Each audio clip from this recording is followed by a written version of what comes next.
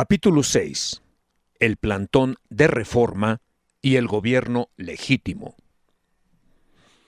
Bajo la consigna voto por voto, casilla por casilla, el 8, el 16 y el 30 de julio se llevaron a cabo 3 grandes manifestaciones en la Ciudad de México.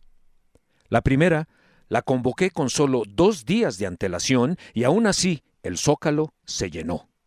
Las otras 2 fueron realmente impresionantes, como nunca se había visto en la historia del país. Participaron ciudadanos de todas las clases sociales, integrantes de la clase media, profesionistas, intelectuales, artistas, obreros, campesinos, comerciantes, estudiantes, maestros, trabajadores al servicio del Estado y mucha gente humilde que siempre nos ha acompañado y es nuestro principal orgullo. En mis intervenciones dije que el objetivo central no solo era lograr el reconocimiento de nuestro legítimo triunfo en la elección presidencial, sino hacer valer la democracia en nuestro país. En la segunda asamblea informativa afirmé que nadie debía temer que la elección se resolviera y calificara ante los ojos de México y el mundo. Repetí que el voto por voto, casilla por casilla, era lo que más convenía para la estabilidad política, económica y financiera del país, para avanzar y dejar atrás la cultura política de la desconfianza, para estar bien con nuestra conciencia cívica y con nosotros mismos, para contribuir a la paz social, para que no siguiera triunfando el dinero sobre la dignidad y la moral del pueblo, para no dejar en ninguna mexicana o mexicano que votó el 2 de julio la sensación de insatisfacción o de haber asistido a una farsa, para mantener en alto el decoro de México, para fortalecer las instituciones, para afianzar la legalidad, para alejar la confrontación irracional y contribuir a la reconciliación y a la unidad de los mexicanos. Ahí anuncié que, en uso de nuestras facultades y derechos, íbamos a recurrir al Tribunal Electoral del Poder Judicial de la Federación para que ordenara abrir los paquetes electorales y se llevara a cabo un auténtico recuento de votos. Y como ya teníamos información de que funcionarios del IFE estaban entrando a violar paquetes electorales, aunque supuestamente el ejército los resguardaba, pedí que reforzaran los 300 campamentos ciudadanos que unos días antes habíamos instalado en las afueras de los consejos distritales, donde se encontraba la paquetería electoral. En la asamblea del 30 de julio, que fue, sin duda, la más grande, propuse a los asistentes que nos quedáramos en campamentos en Paseo de la Reforma y en el Zócalo hasta que el Tribunal Electoral resolviera. Por esta decisión fuimos muy cuestionados. Los medios de comunicación, con honrosas excepciones, vieron la oportunidad para justificar su inclinación a favor del fraude. Incluso simpatizantes nuestros cuestionaron la medida, pero no teníamos otra opción y, ya pasado el tiempo, sigo creyendo que fue correcto lo que hicimos. De todos modos, hiciéramos lo que hiciéramos, los medios de comunicación estarían al servicio del régimen. Sabíamos que, si después de esa gran manifestación no podíamos, por la razón que fuera, congregar al mismo número de ciudadanos, nuestros adversarios iban a hablar del debilitamiento del movimiento, como ya lo tenían preparado. Al día siguiente de esa concentración, el periódico Reforma publicó, como nota principal, que con fotografías panorámicas nos había contabilizado, cabeza por cabeza, colocando alfileres de colores sobre todas las personas. Y resultaba que la cifra de personas en el Zócalo fue de 135,000, en tanto que el total de participantes en la manifestación, sumando los que estuvieron en las calles adyacentes al Zócalo, así como en los principales concentraciones que se dieron a lo largo de Avenida Juárez y de Reforma, fue de 348,000. Mientras la coalición por el bien de todos prometió movilizar a más de 3 millones de personas, la Secretaría de Seguridad Pública del Distrito Federal aseguró que asistieron poco más de 2 millones y la Policía Federal Preventiva calculó en menos de 200,000 en total. Todo ello, dijeron, fue realizado por 26 estudiantes del taller de periodismo de Grupo Reforma y fue certificado de principio a fin por 3 notarios públicos. Sabíamos que los medios estaban entregados por completo a la derecha y que, si no protestábamos de manera notoria, nos iban a ignorar. Sin embargo, en la capital, en el centro político, económico y social del país, tenían que dar la noticia de que existíamos, aunque solo fuese para atacarnos. También debo decir que no solo actuamos así para remontar la mala fe de los medios de comunicación, sino porque teníamos la necesidad de contrarrestar con nuestra presencia en el corazón del país las presiones a las que ya estaban sometidos los magistrados del Tribunal Electoral, con la intención de que no se llevara a cabo el recuento de los votos. Pero, sobre todo, tomé esa polémica decisión, aunque nunca lo acepten nuestros adversarios, porque no quería que se desatara la violencia. Sabía bien cuál era el ánimo de la gente. Había mucha tristeza, había llanto y depresión en millones de mexicanos porque les arrebataban la esperanza de una vida mejor. Debe entenderse que la democracia no significa lo mismo para todos. Hay quienes la conciben como el mecanismo para elegir a los gobernantes, pero para nosotros, sobre todo para los pobres y excluidos, la democracia es más que eso. Constituye un asunto de sobrevivencia. Había mucha tristeza, pero también enojo. Mucha gente estaba dispuesta a cualquier cosa, me pedían que actuáramos con más energía y otros me decían, vamos a hacer lo que usted diga, usted ordene. Y eso implicaba cualquier acción. Por esos días tuve en mis manos una encuesta nacional de Mitofsky, denominada La resistencia civil postelectoral, ¿hasta dónde?, en la cual se le preguntaba a la gente si estaba bien lo que estábamos haciendo. El 44% se pronunciaba a favor de que siguiera peleando porque se limpiara la elección. 34% decía estar de acuerdo en que siguieran las manifestaciones en el Zócalo para declarar que hubo fraude en la elección. 29.2% se manifestaba a favor de que continuaran los plantones en calles y avenidas como símbolo de la resistencia ciudadana pacífica. 20.4% decía estar de acuerdo en que se llamara a una resistencia contra el gobierno por medio de acciones más violentas como la toma de oficinas públicas. 15.5% se expresaba a favor de que llamara a una resistencia en la que los simpatizantes se enfrentaran con policías. Y 13.2% contestó estar de acuerdo en que convocara a un levantamiento armado contra el gobierno. Esto último representaba la opinión de 10 millones de ciudadanos. Así estaba de encendido el ánimo de muchos mexicanos. Ya he dicho que no soy partidario de la violencia. Creo que se puede avanzar con la resistencia civil pacífica. No íbamos a lograr nada si se descarrilaba el movimiento, por eso actuamos con absoluta responsabilidad.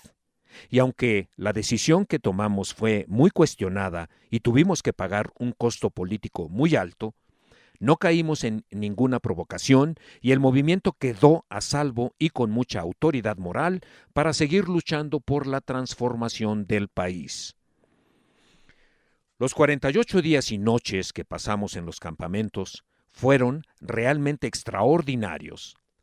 Fue una gran experiencia. Volvimos a constatar la generosidad de la gente y su actitud responsable. Vivimos juntos momentos de tensión.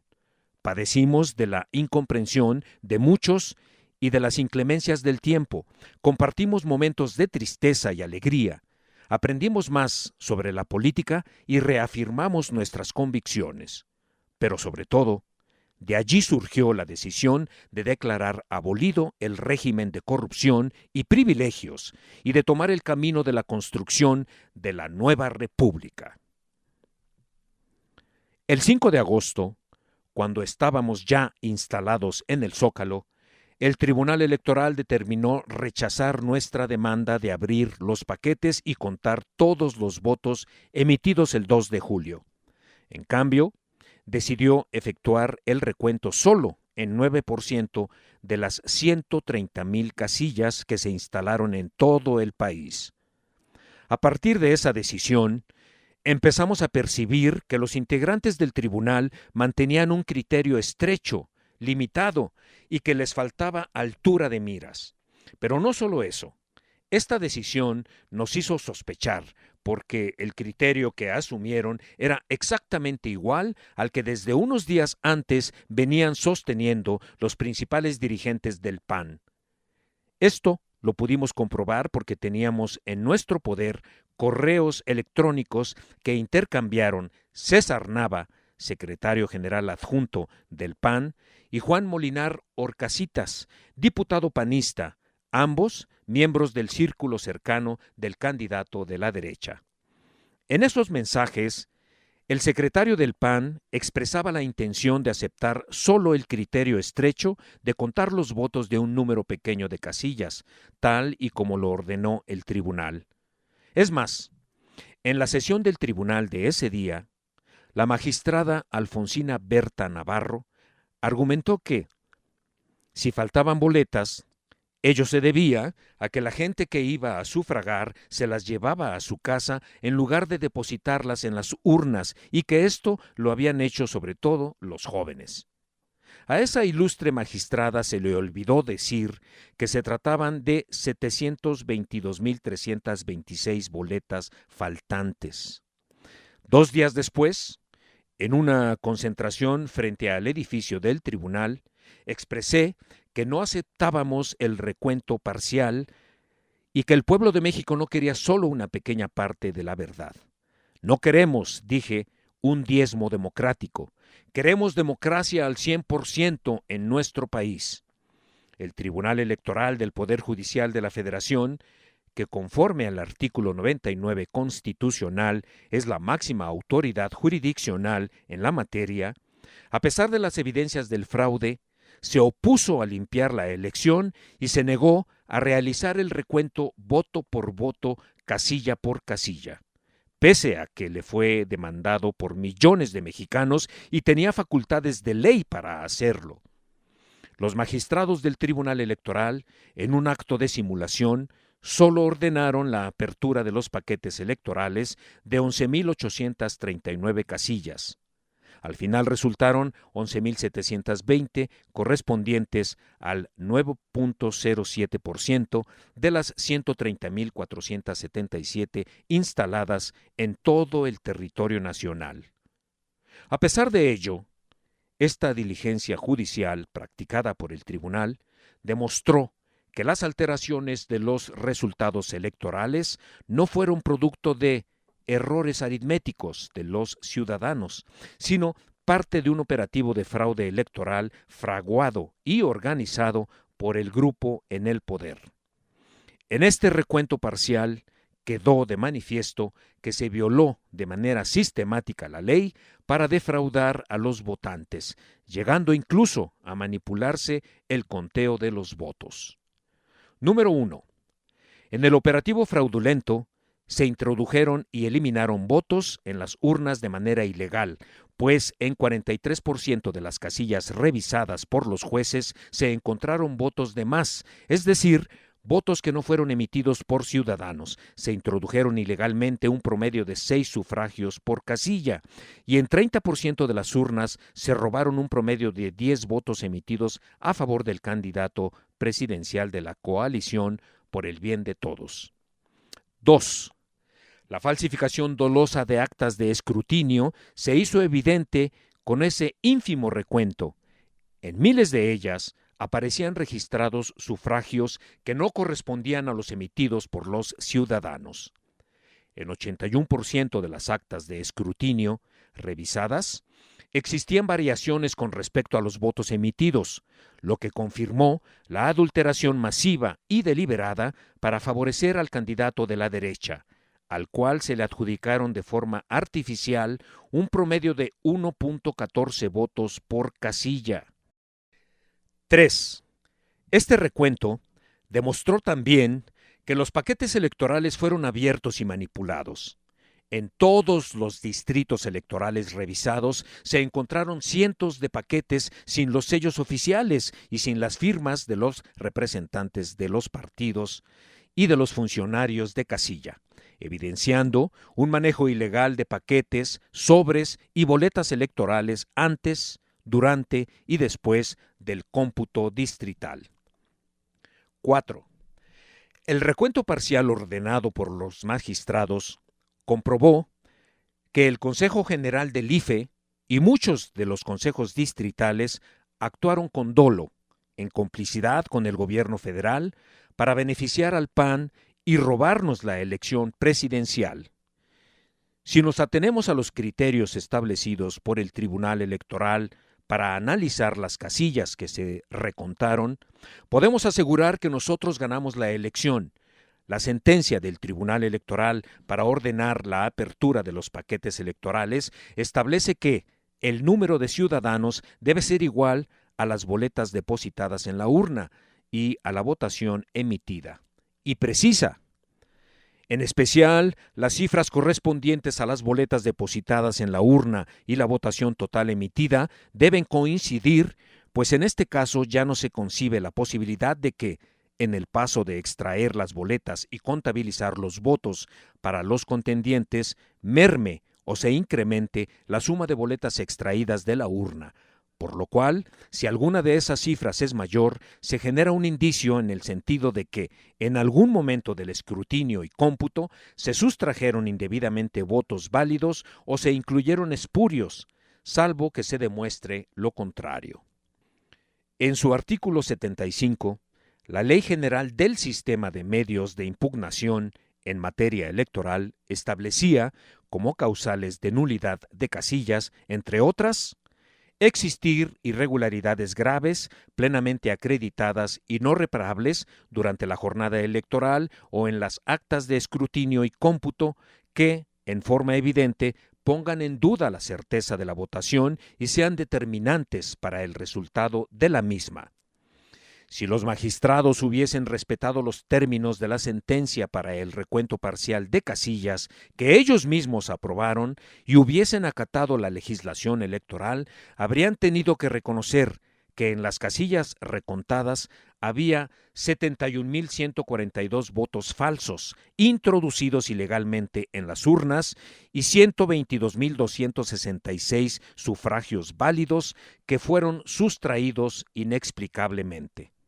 De aplicarse la ley y con sus propios criterios, debieron anular las casillas donde se mantenían estas irregularidades, aún después del recuento, y con ese procedimiento, la coalición, por el bien de todos, habría triunfado en la elección presidencial por 526,000 votos. Es más, de aplicarse este criterio legal a la votación nacional, eliminando los votos inexistentes agregados de forma arbitraria y los que fueron sustraídos con dolo, los magistrados deberían reconocer que ganamos la presidencia de la República por más de 2 millones de votos. De esa dimensión fue el fraude electoral realizado en contra nuestra. Al declarar válidos los resultados de los comicios, los magistrados asumieron una decisión política y no jurídica. La sumisión de estas personas que no supieron actuar como jueces ante los designios de un grupo de privilegiados y de extremistas de derecha que se habían apoderado del aparato estatal, haciendo a un lado los intereses de la República, representa no solo una vergüenza en la historia de nuestro país, sino una violación al orden constitucional y un verdadero golpe de Estado. Los que ordenaron y operaron el fraude electoral contaron con el apoyo de algunos intelectuales quienes, en artículos y desplegados, argumentaron que todo había sido legal y legítimo, es decir, que no vieron o que prefirieron callar y obedecer la versión oficial por convenir así a sus intereses. Esto no es nada nuevo. Siempre, a lo largo de la historia de México, han existido intelectuales serviles. Don Luis González, extraordinario historiador michoacano, decía que los científicos del Porfiriato eran los alcahuetes del régimen, aunque, en honor a la verdad, los actuales apoyadores de la derecha no tienen ni siquiera el nivel de ese grupo de hombres que apoyaban a Porfirio Díaz. Uno de estos tenaces defensores de la derecha es, sin duda, Enrique Krause.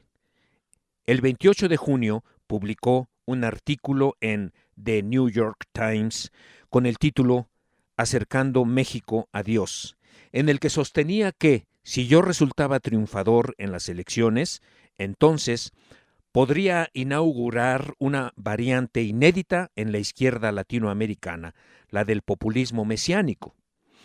La frágil democracia mexicana podría convertirse en su primera víctima. Fuera de México, la gente se pregunta si López Obrador es un Chávez, un Evo Morales u otro Lula. En realidad, no se parece a ninguno. Su liderazgo no tiene el puño militar del comandante Chávez ni las raíces indigenistas de Morales. Tampoco se asemeja al de Lula, de quien se ha dicho que, como antiguo líder sindical, está acostumbrado a negociar y sabe el valor de un 10%.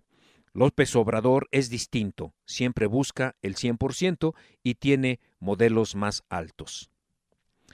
Toda su elaboración partía del hecho de que, a principios de 2006, cuando Joaquín López Dóriga me preguntó en una entrevista qué religión profesaba, contesté que era católico y fundamentalmente cristiano porque admiraba la vida y la obra de Jesús, que fue perseguido, espiado y crucificado por los poderosos de su época.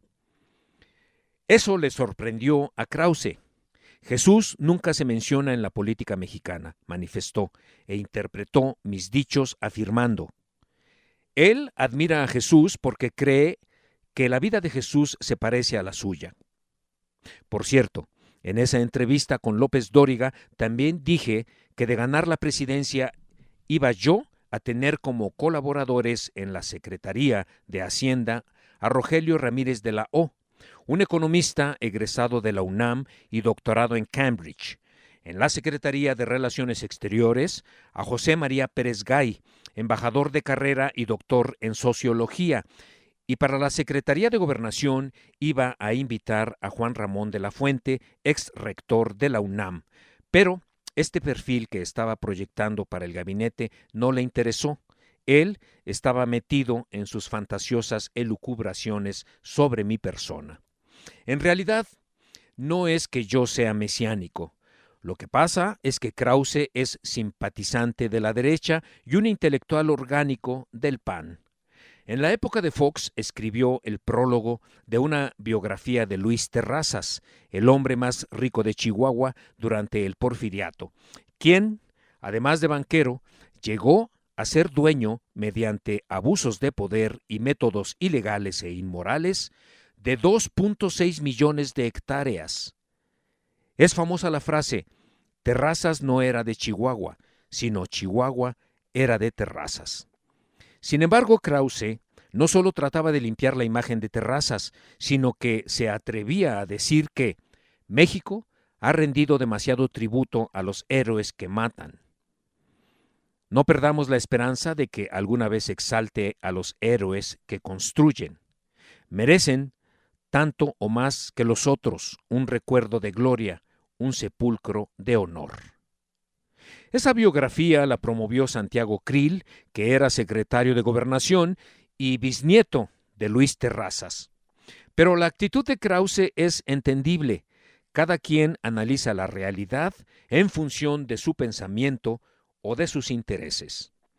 Debo decir también que muchos intelectuales nos apoyaron, diría incluso que son más las mujeres y los hombres del mundo de la cultura y del arte que comparten la idea y contribuyen en forma independiente, sin afiliación partidista a la transformación de la vida pública de México.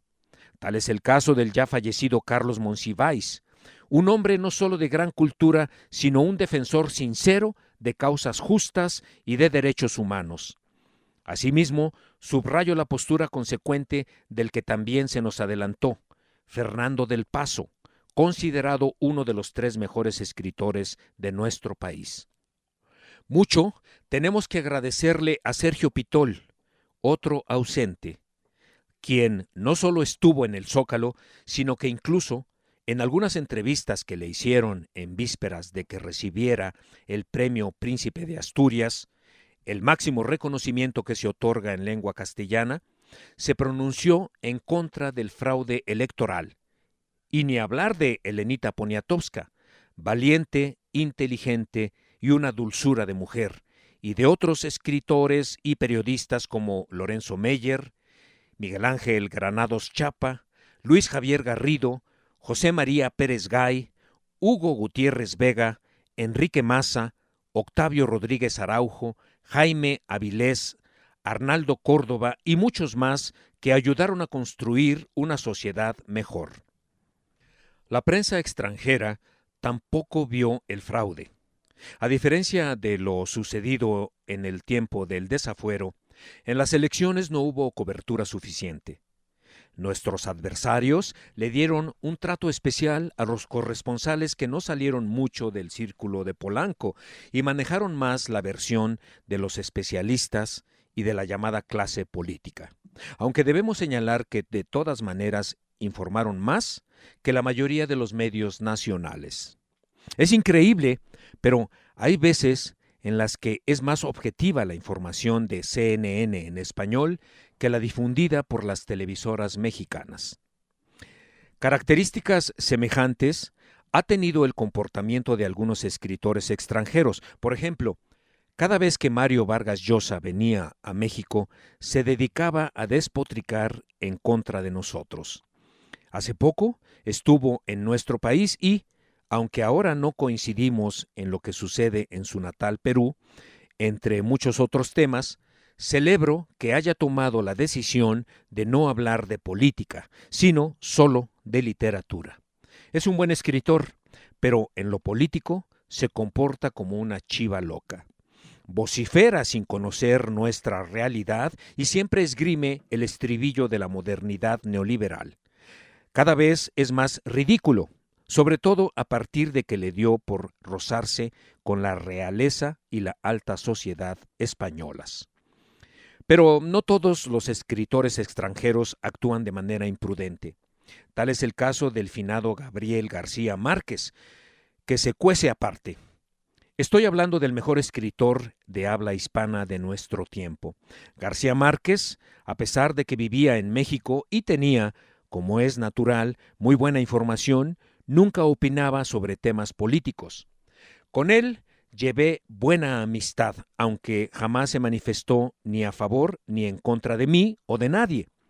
Además, cuando nos encontrábamos en casa de Chema Pérez Gay y de Lilita, yo prefería aprovechar el tiempo para preguntarle sobre su experiencia en relación con políticos notables de América Latina, el Caribe y el mundo. Una vez le pregunté sobre Omar Torrijos y me platicó cosas muy interesantes de ese dirigente popular, nacionalista, tropical, fruto de Panamá. Su fascinante relato daría para una breve novela. Gabo acompañó a Torrijos cuando se firmaron los tratados para la devolución del Canal de Panamá. Además de Gabo, Torrijos llevó como invitado especial a Estados Unidos a otro gran escritor, Graham Greene, quien escribió una novela sobre el líder panameño llamada El General. En esa ocasión, el presidente Carter y Torrijos habían invitado a todos los jefes de Estado de América Latina, y entre ellos estaba el inefable Pinochet. Y fue toda una hazaña, según Gabo, evitar que Graham Greene se topara con Pinochet, porque tenía la firme intención de encararlo en plena ceremonia, y quién sabe qué habría pasado.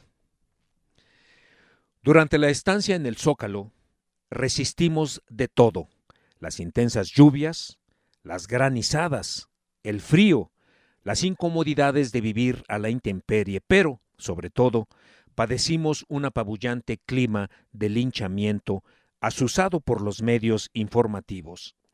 Se nos atacó sin ninguna consideración por estar bloqueando el centro de la ciudad, por más que repetimos que era más peligroso y más costoso para nuestra patria el cierre de la vía democrática que el de unas vialidades céntricas. Se ensañaron atacándonos. Nunca explicaron nada del fraude electoral, que fue lo que nos llevó a tomar esas medidas. Callaron como momias y gritaron como pregoneros para denostarnos. Por aquellos días, en el programa Tercer Grado de Televisa, hubo un intercambio de opiniones que refleja con claridad el papel que jugaron los comunicadores. Denis Merker: por supuesto que en la democracia vale la pena eso y mucho más, siempre y cuando esté en peligro. Creo que aquí el problema es: ¿está la democracia en peligro? Carlos Marín: ni siquiera si estuviera en riesgo la democracia se justifica, pues es impedir los derechos de terceros. Adela Micha: un bloqueo como el que estamos viendo, que ya dejó de ser un plantón, es un bloqueo. ¿No es lo que pone en peligro nuestra democracia? Carlos Marín: yo ya no sé si el problema que trae es una frustración por no imaginar, por no tender sus calzones en Palacio Nacional. ¿Cuánta razón tuvo el periodista independiente Jaime Avilés cuando afirmó: a mí me llama mucho la atención el hecho de que la televisión nunca vio una sola anomalía? Nunca se dio cuenta de que ni siquiera en una casilla los votos no correspondían. Antes decían: bueno, en el 5% de las casillas los votos no correspondían cuando se hacían los fraudes en la época del PRI. Aquí no, aquí fue perfecto, aquí fue invisible. A la opinión del científico Jorge Zavala, en el sentido de que en México se puede ser muy crítico en todos los medios, inclusive en televisión, pero no en el momento adecuado. En el momento adecuado se cierra, esa es la cuestión. Así funciona la censura. A nosotros nos van a dejar hablar del fraude del 2006 cuando estemos en el 2014 y entonces vamos a ser muy democráticos. Pero hoy, en el momento en que se están dando los procesos, los medios están cerrados. Fue enorme el sacrificio de quienes participaron en los plantones para mantener en alto la bandera de la dignidad. Aguantaron de manera estoica los ataques de nuestros adversarios, la incomprensión de mucha gente que no alcanzaba a ver el carácter injusto y la gravedad de la situación, así como el desprecio de los poderosos, con todo el clasismo y el racismo que desataron. Todos los días, en las asambleas de las 7 de la noche, argumentábamos que el objetivo de nuestro movimiento era salvar la democracia y hacer valer la Constitución, que en su artículo 41 establece que la soberanía popular, base de nuestras instituciones, se expresa a través de elecciones libres y auténticas en las que deben regir los principios de certeza, legalidad, equidad, imparcialidad y transparencia. En consecuencia, si no se respetaba el voto ciudadano, se estaban socavando las bases democráticas de la República y violando la Constitución. Desde las primeras asambleas empezó a surgir la idea de poner un hasta aquí al régimen caduco. Incluso así lo expresé el domingo 13 de agosto. Hasta aquí. Se acabó la república simulada. Nunca más la violación a los principios que garantizan el interés general, el interés del pueblo. Aquí y ahora está comenzando una etapa nueva de la vida pública de México, con el apoyo y la decisión de la gente, con el poder soberano del pueblo. Llevaremos a cabo con ese poder ciudadano, los cambios y las transformaciones que necesita el país. Debo reconocer que hubo unos pocos medios de comunicación que actuaron con profesionalismo y objetividad, a pesar de estar sometidos a fuertes presiones. Todos los días el programa radiofónico Monitor de don José Gutiérrez Vivó transmitió en vivo las asambleas informativas de las 7 de la noche. Fue ejemplar el periodismo de La Jornada y de algunos otros medios de comunicación de los estados.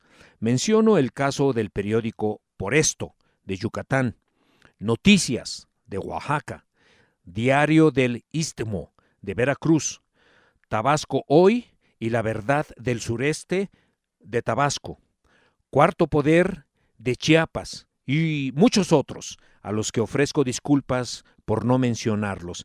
Tal vez los habría perjudicado si los nombraba en aquel momento, por lo vengativos y poco tolerantes que resultaron ser los derechistas usurpadores. Mucho costó el apoyo que recibimos de Gutiérrez Vivó. Baste decir que le quitaron sus estaciones de radio y sus bienes, y tuvo que exiliarse en Estados Unidos. Ahora lo hemos ayudado, pero vive lamentablemente triste y enfermo, aunque con la conciencia tranquila.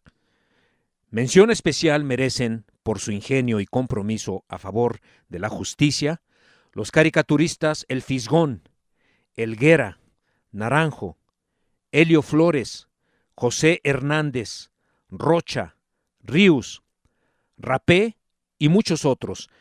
También han jugado un papel importante comunicadores voluntarios que nos ayudaron en ese tiempo a romper el cerco informativo mediante la utilización de las redes sociales, en páginas de internet, como fue el caso de El Sendero del Peje y Radio AMLO, y actualmente de muchos tuiteros y de otras plataformas digitales que son geniales, argumentan bien, mantienen a raya a los fachos, a los hipócritas pseudo-independientes y a operadores de bots.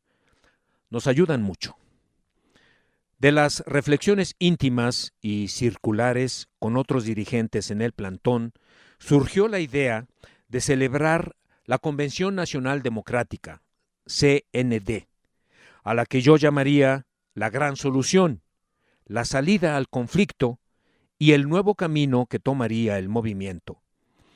El 13 de agosto di a conocer que el 16 de septiembre llevaríamos a cabo la CND, la Convención Nacional Democrática, con representantes de todos los pueblos del país para decidir, en definitiva, el papel que asumiríamos en la vida pública de México.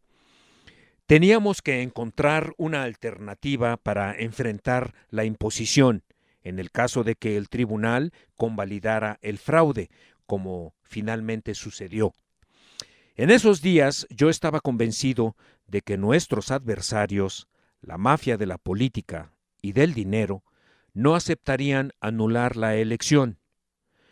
Mi preocupación giraba en torno a cómo buscar una salida al movimiento sin claudicar y, al mismo tiempo, sin caer en la trampa de la violencia. En tales circunstancias, la convención se convirtió en la alternativa. Esta asamblea soberana podría, entre otras cosas, plantear el fin de la república simulada y construir las bases de un poder democrático, de un verdadero Estado social y democrático de derecho. El 15 de agosto dimos a conocer la convocatoria, señalando que vivíamos momentos de definición histórica, que de consumarse el fraude electoral para imponer al candidato de la derecha en la presidencia, se estaría pisoteando la voluntad del pueblo expresada en las urnas el 2 de julio. A este agravio, que representó en los hechos reducir la democracia a una mera farsa, se agregaba la decadencia y el descrédito de las instituciones que habían dejado de representar el interés general del pueblo. traicionando su mandamiento constitucional.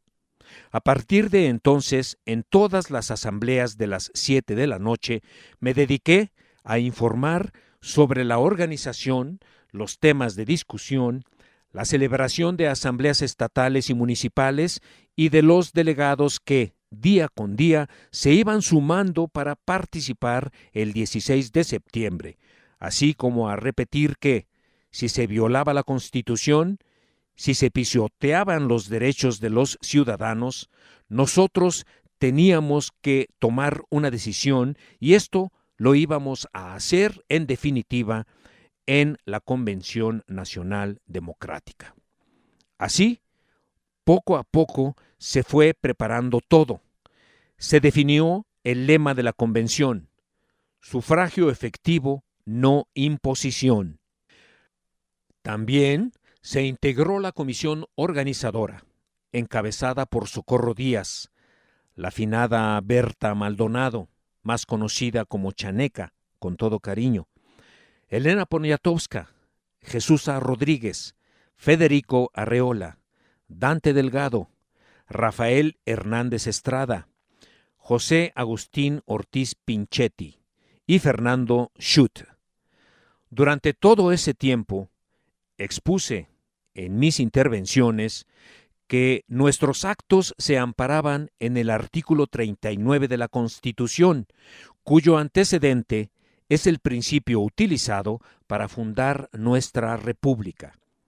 Cuando México pasó a ser un país soberano e independiente, los que lucharon por la independencia proclamaron antes que nada que la soberanía radica en el pueblo, que el pueblo es soberano y que el pueblo es el que decide y el que manda.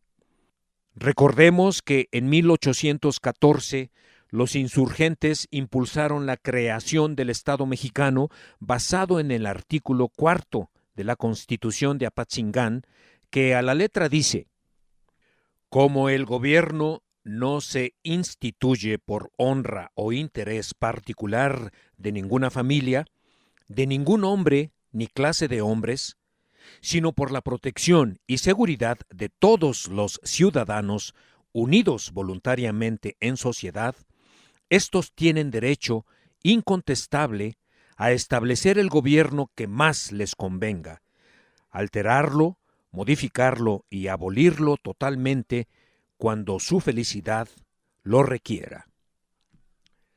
Este principio fundamental quedó establecido en la Constitución de 1857 y fue la base para convocar al Constituyente de 1917 y reconstruir a la nación a partir de las demandas sociales surgidas del movimiento revolucionario. Considero que fue muy afortunado encontrar esta salida a nuestro movimiento, es decir, con apego a la experiencia histórica de otros mexicanos y dirigentes que han luchado por la dignidad, la justicia y la democracia. Por eso, siempre sostengo que la historia es la maestra de la vida. El que no sabe de dónde viene, difícilmente sabrá a dónde va. El que no sabe de dónde viene difícilmente encontrará la salida en una situación como la que enfrentábamos. El 28 de agosto, cuando el tribunal declaró válidos los resultados de los comicios, propuse para su análisis, discusión y en su caso aprobación por la Convención Nacional Democrática lo siguiente. Plan. Primero, se desconoce el cómputo oficial dado a conocer el día de hoy por el Tribunal Electoral del Poder Judicial de la Federación que pretende legalizar el fraude cometido el 2 de julio de 2006. Segundo, se rechaza la usurpación y se desconoce al señor Felipe Calderón Hinojosa como presidente de la República, lo mismo que a los funcionarios que él designe, así como todos los actos de su gobierno de facto, ya que todo poder público debe dimanar de la libre voluntad del pueblo. Tercero, Propongo que la Convención Nacional Democrática resuelva, previa deliberación y con el voto libre de los delegados, si constituimos un gobierno de la República o una coordinación de la resistencia civil pacífica. Esto implica también decidir democráticamente si habremos de reconocer y ratificar a un presidente legítimo de los Estados Unidos mexicanos o si la Convención elige a un jefe de gobierno en resistencia, a un encargado del Poder Ejecutivo o a un coordinador nacional de la resistencia civil pacífica. Todo ello en tanto dure la usurpación. Cuarto, el órgano que aprobemos y quien lo represente deberá aplicar un programa básico con 5 objetivos fundamentales. Llevar a cabo todas las acciones necesarias para defender y proteger a millones de mexicanos pobres, humillados y excluidos que tienen hambre y sed de justicia, buscando combatir a fondo la pobreza y la creciente desigualdad que imperan en nuestro país. Defender el patrimonio de la nación, que es de todos los mexicanos, por lo que no se permitirá, bajo ninguna modalidad, la privatización del petróleo ni de la industria eléctrica, como tampoco de la educación pública en todos sus niveles, ni de las instituciones de salud y de seguridad social, y se defenderán por todos los medios legales y mediante acciones de resistencia civil pacífica, los recursos naturales estratégicos para el bienestar de los mexicanos y la independencia y soberanía de la nación. Hacer valer el derecho público a la información a fin de que los medios de comunicación públicos y privados garanticen espacios a todas las expresiones sociales, culturales y políticas del país, brinden una información veraz y objetiva, contribuyan al enriquecimiento cultural de los mexicanos y sirvan de base para que la población participe de manera consciente y libre en la toma de decisiones. Trabajar para hacer desaparecer el Estado patrimonialista, ya que el gobierno no puede seguir siendo un comité al servicio de una minoría, por lo que la lucha contra la corrupción y la impunidad debe enfrentarse como una prioridad, a fin de que se castigue a quienes desde el poder lo utilizan para beneficio propio, cometen abusos transgrediendo impunemente las leyes y despojan a los mexicanos de su patrimonio. El poder público y el ejercicio del gobierno no pueden significar la protección de privilegios ni de la corrupción. Luchar para que las instituciones nacionales sean objeto de una renovación profunda, en particular las instituciones políticas que, lejos de atender el interés público, se encuentran secuestradas por unos cuantos grupos de poder y solo actúan en su beneficio. La política económica y hacendaria se aplica solo en beneficio de algunos potentados y traficantes de influencias. La Suprema Corte de Justicia de la Nación, en lugar de proteger al débil, actúa para legalizar los despojos que comete el fuerte y proteger a los delincuentes de cuello blanco. Quinto, propongo que la Convención Nacional Democrática decida si el órgano de gobierno y quien lo represente se instale y tome posesión formalmente el 20 de noviembre o el 1 de diciembre de 2006. Sexto, los acuerdos tomados por la Convención Nacional Democrática por el bien de todos deberán asumirse de manera voluntaria por ciudadanos libres de todas las condiciones sociales, pueblos, religiones e ideologías. Séptimo, el nuevo gobierno surgido de la Convención Nacional Democrática no pedirá apoyo corporativo e incondicionalidad a nadie y respetará las decisiones que tomen partidos políticos, legisladores, gobernadores e integrantes de los ayuntamientos del país. Mexicanas y mexicanos, hoy vivimos momentos de definición histórica.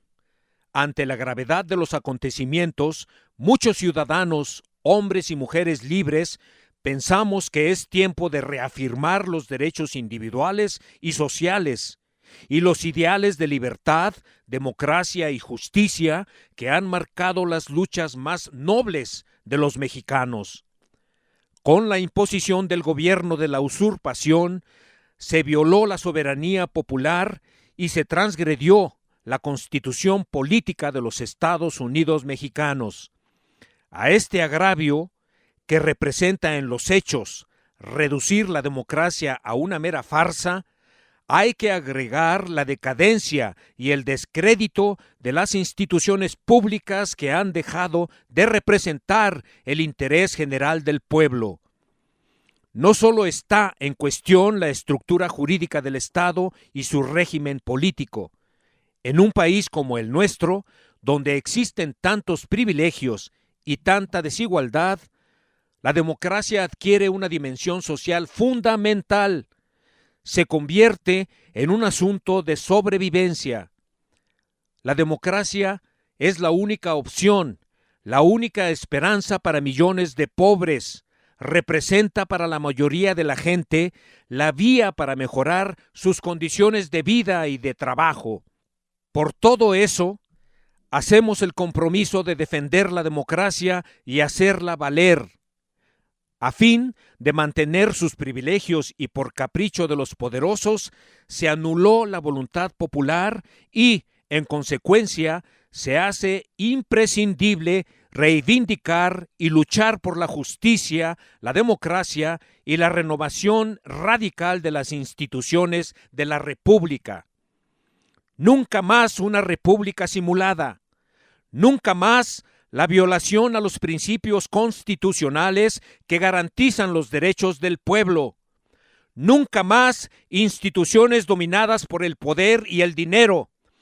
Nunca más el engaño y la mentira como forma de gobierno. Nunca más aceptaremos un gobierno ilegal e ilegítimo en nuestro país.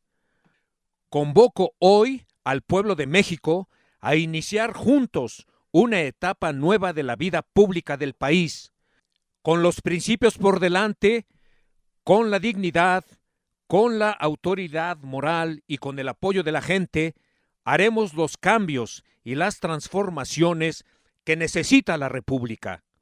Esta propuesta está inspirada en lo más profundo de la historia de nuestro país y en pensamientos como los del presidente Benito Juárez, que en su tiempo escribió: «El pueblo que quiere ser libre, lo será».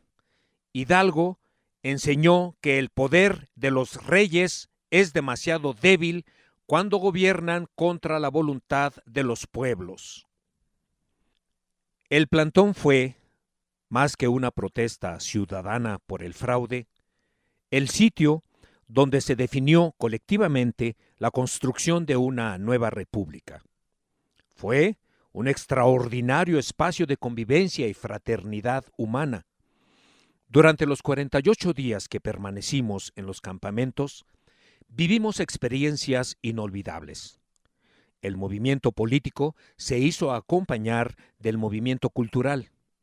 Participaron como parte de la resistencia civil pacífica artistas plásticos, músicos, escritores, poetas, cantantes, grupos de danza, de música clásica, cantantes de ópera, bandas de jazz, de rock y de música para niños, promotores del medio cultural, como Isaac Masri, empresas de audio y video, entre otras, la de Luis Mandoki, quien siempre ha estado con nosotros y es, desde mi punto de vista, el mejor cineasta mexicano.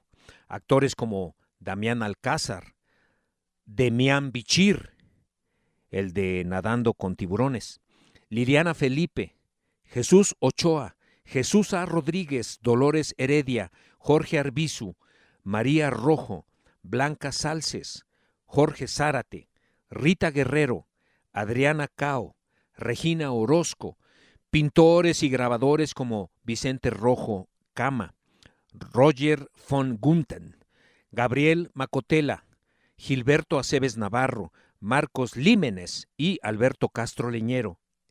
Entre otros creadores del megagrabado se encontraban Carlos Pellicer López, Brian Nissen y Rafael Barajas, el Fisgón, e incluso pintores convocados desde el extranjero como Michael Weil, quienes trabajaron una diversidad de temas, en su mayoría relacionados con el repudio a un posible fraude electoral y la demanda del recuento total de votos. Perdón por omitir a otras y otros. Los espacios públicos fueron ocupados con imaginación e inteligencia, y se contribuyó a la creación de una cultura democrática con la participación y la organización espontánea de los ciudadanos. Por medio de la palabra, la pintura, la música, el baile, la fiesta y la alegría, también reafirmamos nuestros ideales y el sentido mismo de la democracia. Como dice el poeta y pintor John Berger, la resistencia comienza cuando dejamos de pensarnos como nos piensa el poder. Acompañados de los artistas, iniciamos algo verdaderamente nuevo. Todos los días había actividad cultural en los campamentos. En el Monumento a la Revolución se presentó para el disfrute de los jóvenes Panteón Rococó, así como muchos otros grupos. Una tarde, estando en mi casa de campaña, pregunté quiénes eran los que estaban tocando en el templete y me dijeron que eran músicos muy reconocidos en los ámbitos nacional e internacional. Los de abajo. Un aplauso para ellos. ¡Arriba los de abajo! Lo más extraordinario fue la integración del coro monumental La Patria es nuestra voz, con cientos de participantes dirigidos por el maestro Eduardo García Barros. También estuvo siempre presente el inagotable ingenio popular que con humor expresa sus ideas, sus sentimientos, las críticas contra la imposición y los abusos de los poderosos. Aquí quiero dejar de manifiesto mi profundo agradecimiento a Jesús A. Rodríguez, quien nos ayudó mucho en la conducción de todo el proceso vivido durante el proceso que permanecimos en los campamentos. No es mi propósito contar todas las vivencias.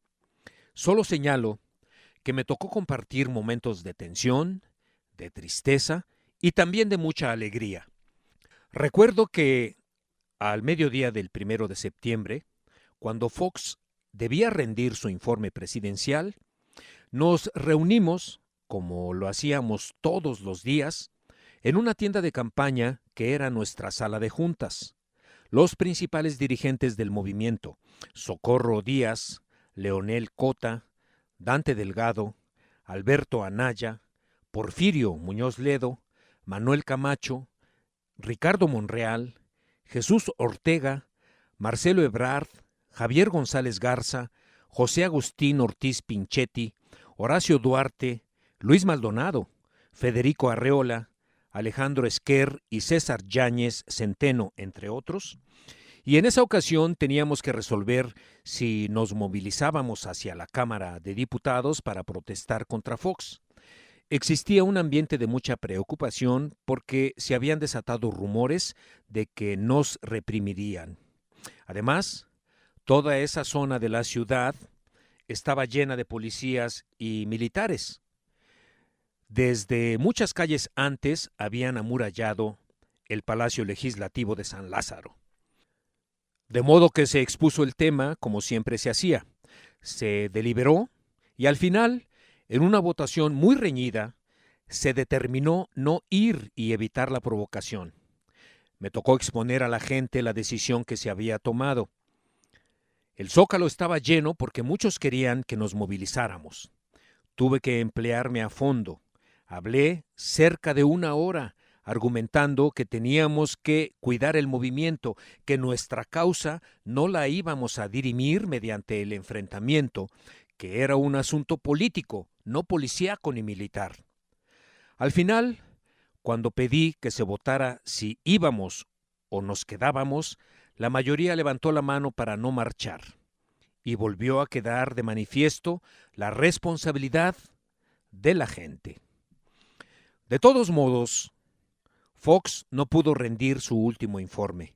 Se quedó en la puerta del recinto legislativo porque nuestros diputados tomaron la tribuna en protesta por el estado de sitio en que se encontraba no solo la Cámara de Diputados, sino parte de la ciudad. Esa tarde-noche, en el Zócalo y en sus hogares, muchos mexicanos se sintieron felices. Pero no todo fue alegría. Días después, cuando el Tribunal Electoral resolvió avalar el fraude, me tocó estar en mi tienda de campaña escuchando al mismo tiempo la relatoría de los magistrados y las expresiones de la gente que estaba en el Zócalo viendo el desenlace en una pantalla. Escuchábamos los argumentos cantinflescos, con todo respeto a Cantinflas, de que sí intervino Fox, sí intervinieron los empresarios, sí se violó la ley con la publicidad del Consejo Coordinador Empresarial, pero no se pudo determinar si eso influyó o no en el resultado de la elección. Los magistrados se hacían tontos y pretendían ocultar que se habían puesto al servicio del régimen. También, en esos precisos momentos, escuchaba los gritos de la gente, el silencio, el llanto, la tristeza. Fue algo muy duro para todos, pero de una u otra manera ya lo esperaba. Uno siempre tiene más información, sobre todo conoce más acerca de la perversidad de nuestros adversarios. Pero la gente es muy buena y siempre tiene la ilusión. Yo no esperaba mucho, no esperaba que los magistrados actuaran de manera consecuente, pero la gente sí. Y por eso da mucha rabia la desvergüenza y la ingratitud de los de arriba. Esa noche me tocó hablar en medio de la tristeza para fortalecer a la gente y darle poderosas razones para no desmayar y seguir adelante. Con motivo de la ceremonia del grito de independencia, vivimos también momentos interesantes. A Fox no podíamos permitirle que diera el grito de independencia desde el balcón principal de Palacio Nacional y se burlara aún más de nosotros. Desde antes había mucha expectativa porque habíamos dicho que permaneceríamos en el Zócalo y que allí celebraríamos la noche del grito de independencia, nuestra principal fiesta cívica. No impediríamos el desfile militar del día siguiente, pero lo íbamos a decir en su momento. La verdad es que no teníamos ni tenemos nada en contra del ejército. La mayoría de los soldados votó por nosotros el 2 de julio porque ellos también estaban inconformes con la situación de pobreza y olvido que prevalecía en los pueblos donde vivían sus familiares. Además, hasta en las altas jerarquías vieron bien mi postura en el sentido de que el ejército debe dedicarse a defender la soberanía nacional y no ser usado para suplir las incapacidades del gobierno civil y menos para reprimir al pueblo que lucha por la justicia y la libertad. Sin embargo, aunque en esos días me buscó el secretario de la Defensa, no quise tener un encuentro con él porque sabía que me iba a hablar del desfile. Y aunque, como ya dije, no íbamos a impedirlo, no quería que lo supieran antes de tiempo. En estos menesteres no se puede ser predecible. Lo cierto es que la decisión era desfile sí, grito no.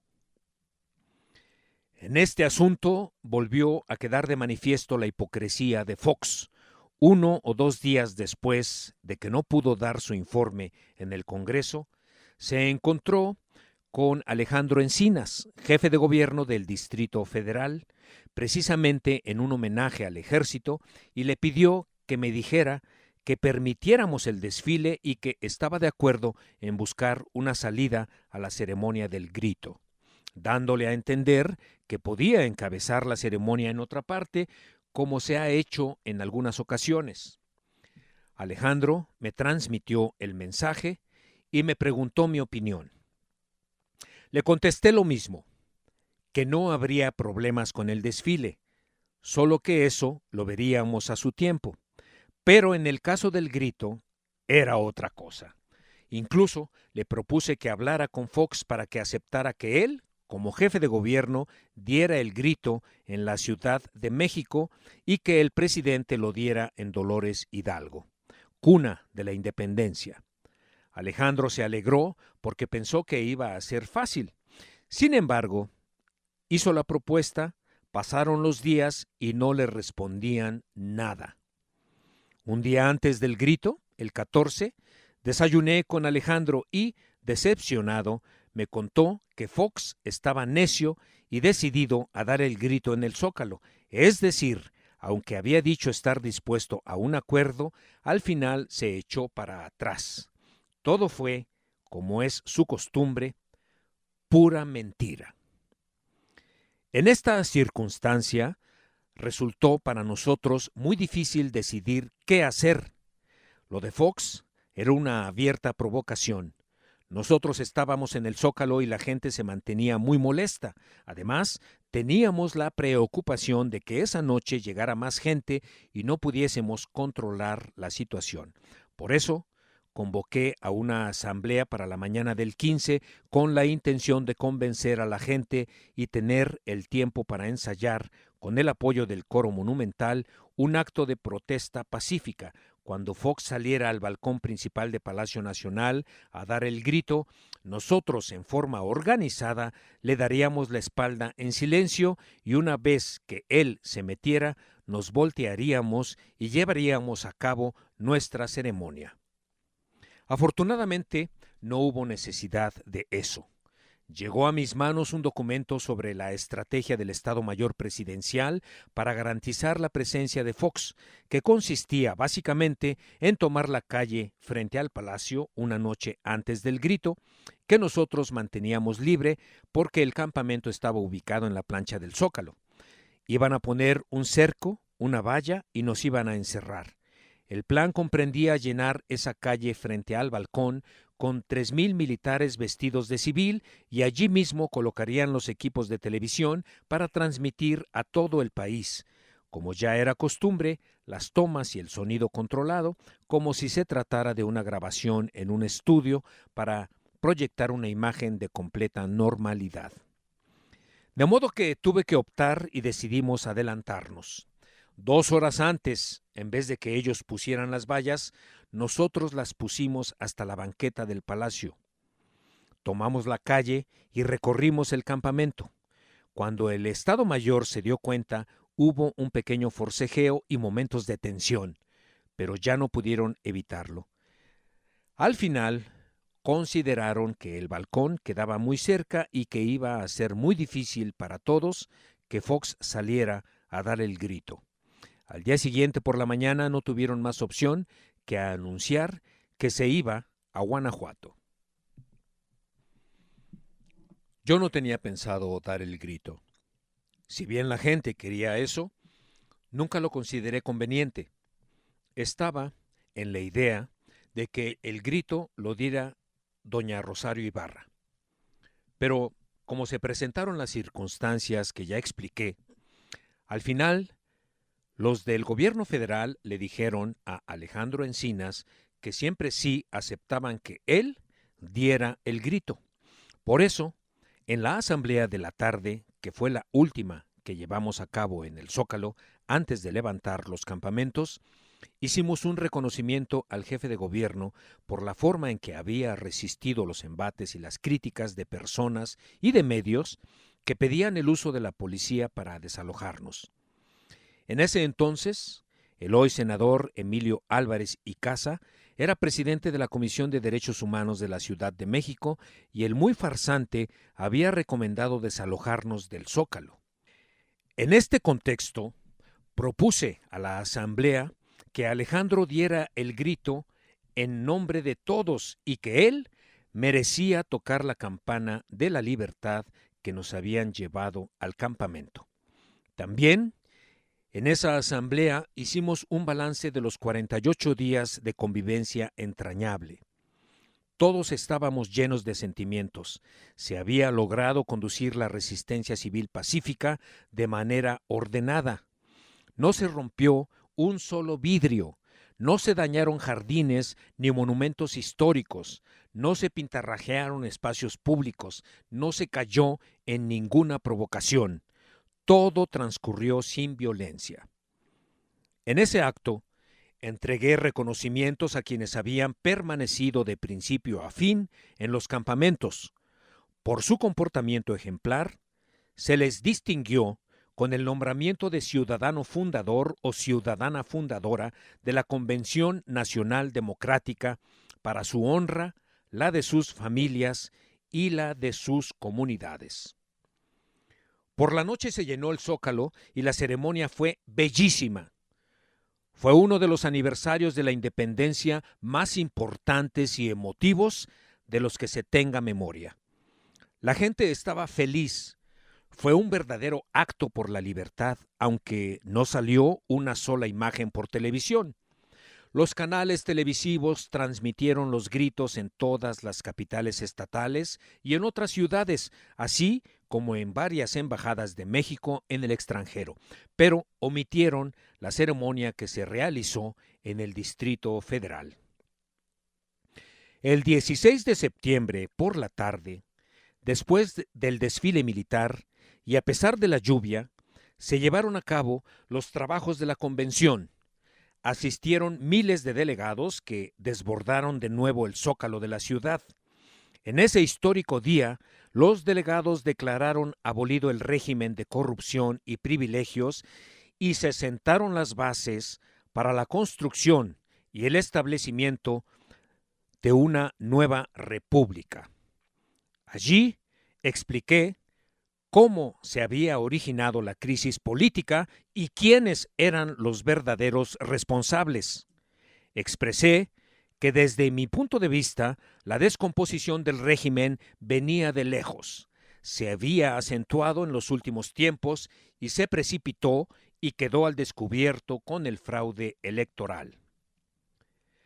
Esta crisis política tiene como antecedente inmediato el proyecto salinista, que convirtió al gobierno en un comité al servicio de una minoría de banqueros, hombres de negocios vinculados al poder, especuladores, traficantes de influencias y políticos corruptos. A partir de la creación de esta red de intereses y complicidades, las políticas nacionales se subordinaron al propósito de mantener y acrecentar los privilegios de unos cuantos, sin importar el destino del país y la suerte de la mayoría de los mexicanos. Recordé también que, desde entonces, el principal lineamiento del régimen había sido privilegiar los intereses financieros sobre las demandas sociales y aún sobre el interés público. En este marco de complicidades y componendas entre el poder económico y el poder político, se llevaron a cabo las privatizaciones durante el gobierno de Salinas. También, en este contexto, debía verse el asunto del Fobaproa, el saqueo más grande que se haya registrado en la historia de México desde la época colonial. Afirmé que Zedillo, con el apoyo del PRI y del PAN, del PRIAN, decidió convertir las deudas privadas de unos cuantos en deuda pública. A la llegada de Vicente Fox, esta red de complicidades se fortaleció y se hizo más obscena. Un empleado del banquero Roberto Hernández pasó a ser el encargado de la hacienda pública. Pero lo más grave era que Fox se había convertido en un traidor a la democracia y se había dedicado tenaz y obcecadamente, con todos los recursos a su disposición, a tratar de destruirnos políticamente. En efecto, en esa cruzada, Fox se confabuló con Roberto Hernández, Claudio X González, Carlos Salinas, Mariano Azuela, Diego Fernández de Ceballos y Gastón Azcárraga, entre otros, y para ello contaron con la complicidad de medios de comunicación, de intelectuales alcahuetes, de periodistas deshonestos y de quienes se hacen pasar por jueces. En fin, se formó en contra de nosotros una pandilla de delincuentes de cuello blanco y de políticos corruptos. Ahora bien, conviene preguntarnos por qué este grupo fue capaz de desatar tanto odio. ¿Por qué llegaron incluso al descaro de promover la intolerancia y el clasismo y de utilizar el racismo para distinguirse y descalificar lo que nosotros dignamente representamos? La respuesta es sencilla. Tenían mucho miedo de perder sus privilegios y los dominaba la codicia. Por eso no aceptaban el proyecto alternativo de nación que nosotros postulamos, defendemos y hoy estamos haciendo realidad. Por eso, para seguir detentando la presidencia de la República, no les importó atropellar la voluntad popular y romper el orden constitucional. En el discurso de ese día, planteé a mis adversarios dos interrogantes de fondo. ¿Qué fue lo que ganaron realmente? ¿Creen acaso que el pelele que impusieron les va a significar tranquilidad y normalidad política? La respuesta no tardó en llegar. El país permaneció estancado e imperaron por todas partes el caos y la violencia. Después de la convención y hasta antes del 20 de noviembre, fecha en que tomé protesta como presidente legítimo, me dediqué a recorrer las principales ciudades del país para informar sobre las decisiones que habíamos tomado y para aclarar las dudas que surgieron por haber aceptado el cargo de presidente legítimo. Debo decir que inicialmente pensé que constituía una manera de protestar y que, al mismo tiempo, era una forma de desahogo al enojo popular, que la gente podría decir: nos robaron la presidencia, pero tenemos nuestro presidente. Es decir, una especie de legítima defensa ante el agravio. Se trataba de dar a la gente, cuando menos, esa satisfacción. Pensé también que no había por qué optar por lo ortodoxo. Se acostumbrara en otras partes del mundo, sobre todo en países europeos, que cuando un candidato pierde, en este caso no perdimos, nos arrebataron el triunfo, se convierte en el líder de la oposición. Pero yo no podía aceptar ser líder de la oposición porque ello habría significado un reconocimiento tácito al presidente espurio, y nosotros nunca íbamos a reconocer a Felipe Calderón como presidente legal y legítimo de México. En esta gira también argumenté que, frente a la operación fraudulenta que lesionó la democracia electoral e intentaba detener la democratización económica, social y cultural, ante el uso faccioso del poder ejecutivo y de los recursos públicos de un candidato y de un partido, frente a la intromisión ilegal y pandilleril de un buen número de empresarios y caciques sindicales, esos que santifican el clientelismo ante el secuestro de las instituciones, que en este caso eran sus instituciones, el IFE, el Tribunal Electoral y la Suprema Corte de Justicia. Frente a todo eso, y ante el cúmulo de pruebas que presentamos y que fueron tramposamente desechadas, mantenía una certidumbre que me sigue acompañando. En 2006 ganamos la elección presidencial. Acepté el cargo de presidente legítimo de México porque rechazamos la imposición y la ruptura del orden constitucional, pasar por alto el fraude electoral, como algunos propusieron, y reconocer a un gobierno usurpador, además de un acto de traición, habría implicado posponer indefinidamente el cambio democrático en el país. El triunfo en las urnas nos comprometía ante nuestros electores y ante los votantes honrados del 2 de julio que, opciones políticas aparte, creyeron en la validez de la elección. Ese compromiso con la democracia es el que nos ha impulsado siempre. Nuestros adversarios se imponen con el dinero, el prejuicio conservador, la injusticia, la ilegalidad, la propiedad de muchísimos medios informativos. Nosotros contamos con la voluntad de cambio de millones de personas. El régimen político de ellos se agotó. En cambio, desde nuestro punto de vista, la presidencia legítima simbolizó las esperanzas, los esfuerzos y el anhelo de justicia social del pueblo de México. Además, el cargo me fue conferido en el marco de un movimiento empeñado en transformar las instituciones y refrendar la República, es decir, aclarar el sentido de la vida política en ese tiempo tan enturbiado. En una democracia genuina, la presidencia es la interpretación justa y cotidiana de los deseos del pueblo, de la gente y de la comunidad. Es obvio que acepté este honroso cargo no por ostentación o por ambición de poder.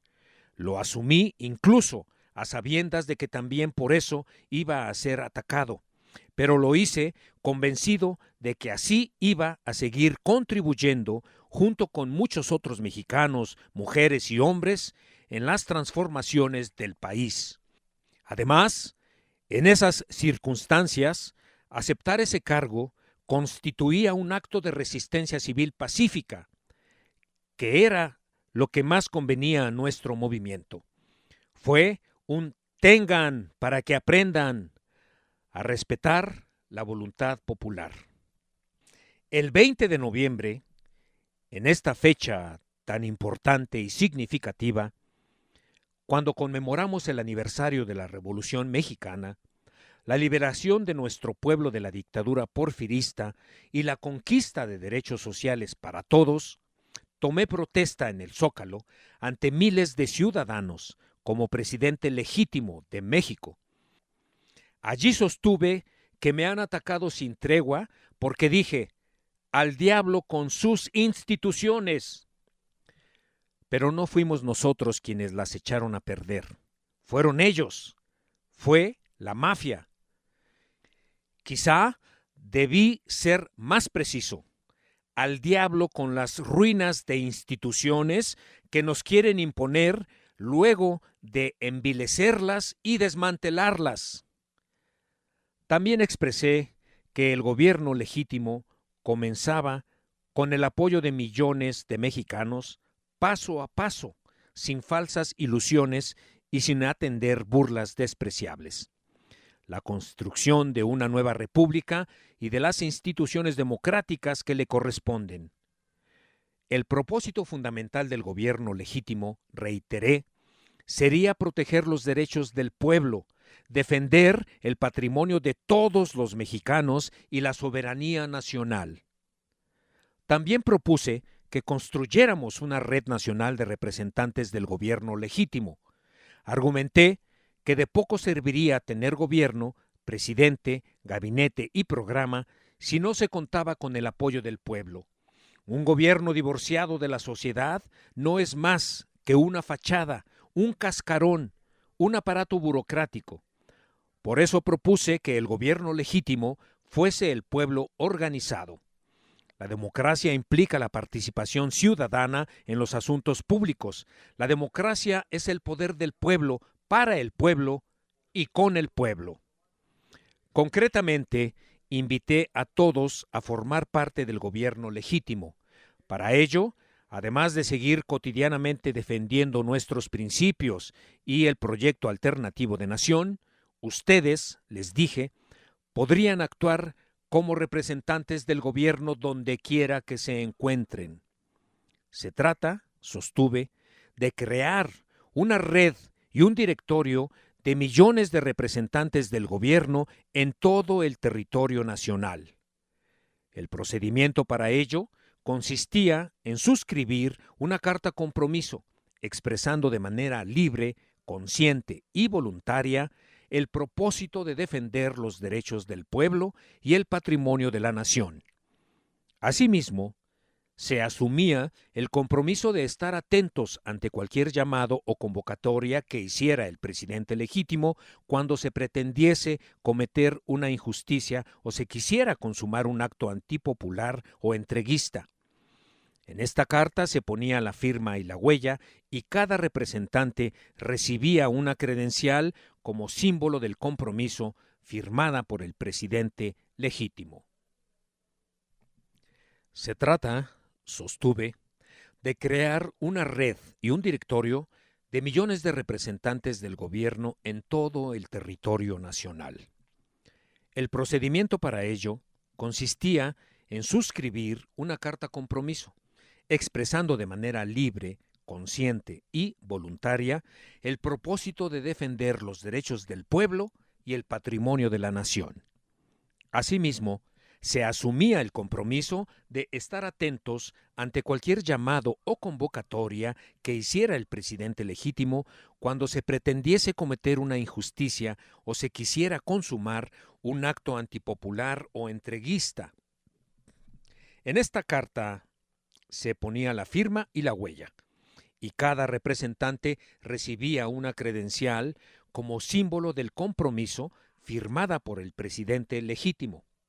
Pero lo más importante era que, cuando la derecha quisiera imponer algo, sobre todo porque se mantenían acuerdos cupulares entre el PRI y el PAN en el Congreso, como sucedió en el caso del FOBAPROA o en el desafuero, ante una circunstancia de esa gravedad, se convocaría a la movilización y estaba seguro de que se concentrarían miles de representantes del gobierno legítimo y pondríamos las cosas en su lugar.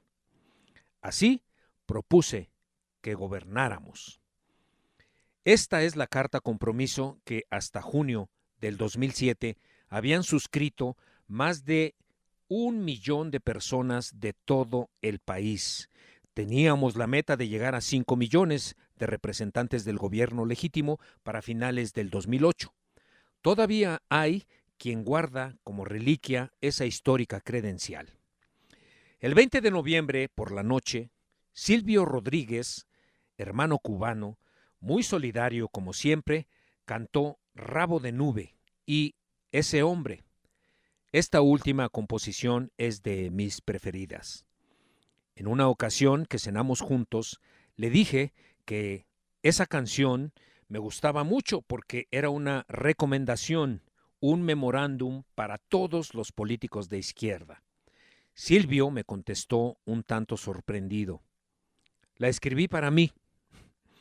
Me contó que la compuso a su regreso de Angola, luego de acudir a ese país como internacionalista e inmediatamente después de presentarse como cantautor en España, donde ya era muy famoso y sintió que debía cuidarse de no perder el piso. Es una canción bellísima, la letra es precisa. Ese hombre que por hechos o por dichos es respetado tanto, ese hombre que por dichos o por hechos es festejado tanto, debiera olvidar que casi iba solo cuando desnudó aquella emoción que ahora es de todos. Debiera olvidar que casi iba solo. Cuando conquistó el cetro que hoy le ciñen a coro. Ese hombre que por hechos o por dichos es escuchado tanto, ese hombre que por dichos o por hechos es contemplado tanto. Recuerde por qué es que le quieren. Recuerde que ha partido de sí en pos de otros seres. Recuerde por qué es que le quieren. Recuerde que dar con una razón alumbra deberes. Ese hombre que por hechos o por dichos es amado tanto, ese hombre que por dichos o por hechos es alabado tanto, se cuide de sí, se cuide de él solo, porque hay un placer perverso en creer merecerlo todo. Se cuide de sí, se cuide de él solo, porque el mismo don que lo levantó puede ahogarlo en lodo. El 1 de diciembre, día en que Felipe Calderón tomó posesión como presidente espurio, nos congregamos desde las 7 de la mañana en el Zócalo de la Ciudad de México. Fue realmente admirable cómo, a pesar de la hora, del día y del ambiente de tensión que prevalecía en toda la ciudad, miles de ciudadanos acudieron a nuestro llamado. Unos días antes, el grupo parlamentario del PAN había tomado la tribuna de la Cámara de Diputados y en respuesta legisladores del Frente Amplio Progresista habían hecho lo mismo. La ciudad de nuevo estaba sitiada. El acto de toma de protesta de Calderón se dio en medio de gritos y empujones. Sin embargo, nada se escuchó en la transmisión de las estaciones de radio y televisión. Calderón entró al salón de plenos del Palacio Legislativo de San Lázaro por la puerta conocida como Trasbanderas, es decir, por la puerta de atrás, y la ceremonia duró 3 minutos. En el Zócalo decidimos marchar hacia el Auditorio Nacional, donde Calderón, después del fugaz acto en la Cámara, celebraría con sus incondicionales su desfachatez. Sabíamos que no nos iban a dejar llegar. Además, no estábamos dispuestos a arriesgar a la gente. Solo queríamos que no se consumara en frío la imposición. De modo que, en Reforma, a la entrada del bosque de Chapultepec, hicimos nuestro acto. Allí refrendé el compromiso de luchar por elecciones limpias y libres, y sostuve que nunca aceptaremos que los de arriba, con el control y la manipulación que ejercen sobre los medios de comunicación, decidieran sobre quién sí y quién no debe gobernar nuestro país. Afirmé que lucharíamos sin descanso hasta hacer valer la auténtica e irrenunciable democracia. El 25 de marzo del 2007, cuando habían transcurrido 8 meses del fraude electoral, se llevó a cabo la primera asamblea de la Convención Nacional Democrática. En esa ocasión, nos congregamos para hacer un balance de nuestras condiciones políticas y evaluar nuestras acciones en el marco del objetivo general de transformar a México, proteger al pueblo y defender el patrimonio de la nación. En mi discurso planteé la interrogante: ¿fue correcto o no que después del fraude electoral se constituyera esta Convención Nacional Democrática y el gobierno legítimo de México? Aunque a esas alturas cada quien tenía su propia valoración, mi respuesta es que fue acertado tomar este camino, optar por esa estrategia. Imaginemos qué habría pasado si nosotros hubiéramos aceptado las reglas del juego de la política tradicional. Si después del fraude, en aras de una supuesta unidad nacional, hubiéramos negociado y llegado a acuerdos políticos con quienes pisotearon la voluntad popular, violaron la Constitución y usurparon el gobierno. Actuar de esa forma significaba convalidar el golpe a la democracia y cancelar la posibilidad de una sociedad mejor para millones de mexicanos. En otras palabras, no tendríamos cara para ver de frente a nadie sin avergonzarnos, ni siquiera a nuestros hijos. Sencillamente expresé, no estaríamos aquí. Por otra parte, si en las protestas contra el fraude del movimiento no era conducido con responsabilidad y caíamos en la trampa de la violencia, habríamos dado el pretexto que querían nuestros adversarios para reprimir, intimidar y desatar el terror. Se habría perdido el apoyo de millones de mexicanos que querían un cambio verdadero, pero sin violencia. Estaríamos en todo ese viacrucis que significa la pérdida de vidas, las desapariciones, las cárceles, el ultraje a mujeres, la tortura y la violación a los derechos humanos. Y posiblemente tampoco estaríamos aquí.